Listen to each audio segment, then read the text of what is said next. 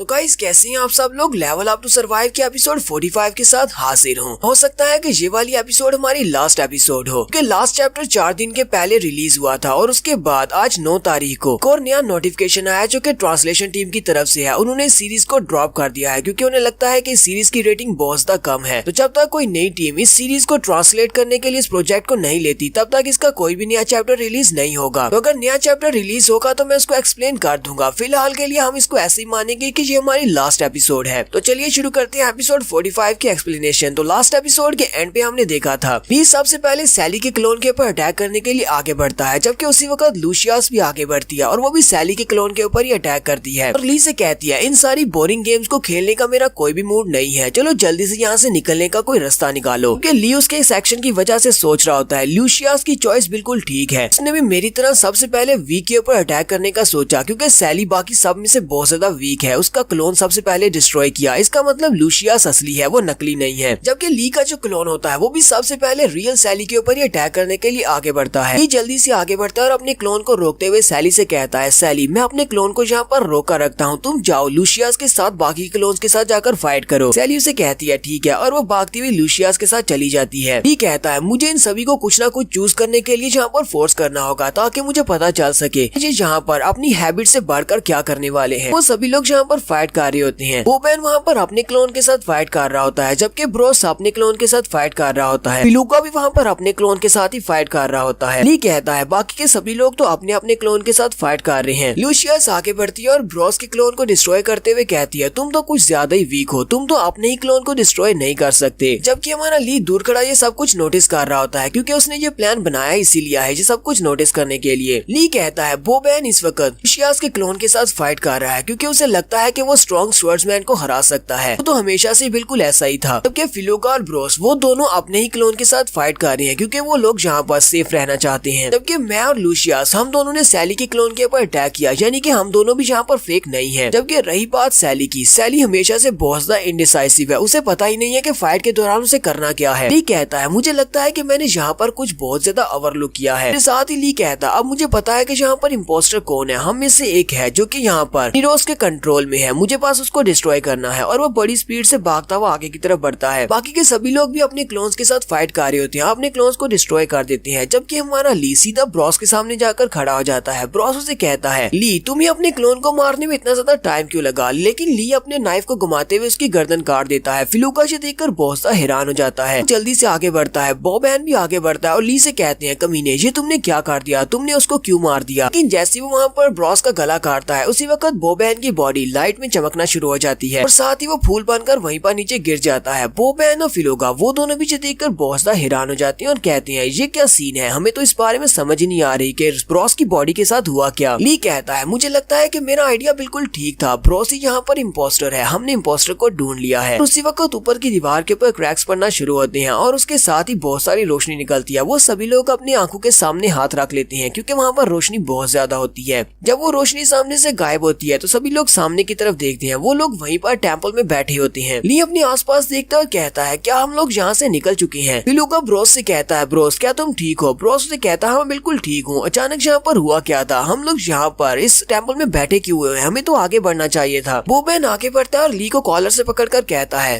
तुम यहाँ पर कर क्या रहे हो, तुमने थोड़ी देर पहले क्या किया। कि ली सामने की तरफ देख रहा होता है। बोबेन उसे कहता अब तुम देख किस तरफ रहे हो, मैं तुमसे बात कर रहा हूँ। ली उसे कहता हम लोग उस लूप से निकल आए, सामने देखो सामने दरवाजा है। नेक्स्ट सीन टेंपल के बाहर का दिखाया जाता है। कैप्री एगोलिस से कहता है मेरे सामने तुम एक कचरे से ज्यादा कुछ नहीं हो, तुमने अपनी सोल को अंडरवर्ल्ड के गार्ड हेडिस के हवाले कर दिया, हालांकि तुम एक ड्रैगन राइडर हो। मुझे तो लगा था कि मैं यहाँ पर तुम्हारे साथ और ज्यादा एंजॉय कर सकता हूँ, लेकिन ये तो बहुत ज्यादा बोरिंग है, तुम तो बहुत ज्यादा कमजोर निकले। एगोलिस की हालत वहाँ पर काफी ज्यादा खराब हो चुकी होती है। जबकि कैप्री आगे बढ़ता है और उसको गले से पकड़ लेता है और ऊपर उठाकर उसे कहता है अब मैं तुम्हें हेल में भेजने वाला हूँ। क्या एगोलिस उसे कहता है लेकिन तुम हो कौन। कैप्री उसे कहता है मैं तुम्हें जहाँ पर भेजने वाला हूँ वहाँ पर जाकर अपने लॉर्ड हेडिस से पूछ लेना कि मैं कौन हूँ, उसे पूछना कि कैप्री कौन है। और फिर साथ ही वो अपने हाथ को दबाता है जिससे उसका गला दबाना शुरू करता है। कैप्री जैसे उसके गले को दबाता है उसी वक्त एगोलिस की बॉडी के अंदर एक फॉर्मेशन एक्टिवेट हो जाती है। उसकी बॉडी के अंदर से हेल फायर निकलती है और उस हेल फायर की फॉर्मेशन के एक्टिवेट होने के साथ ही कैप्री की पूरी बॉडी हेल फायर के साथ कवर हो जाती है। कैप्री एगोलिस के गले को भी छोड़ देता है और वहीं पर चिल्लाना शुरू कर देता है। कैप्री कहता है ये तो हेडिस की डिवाइन सील है।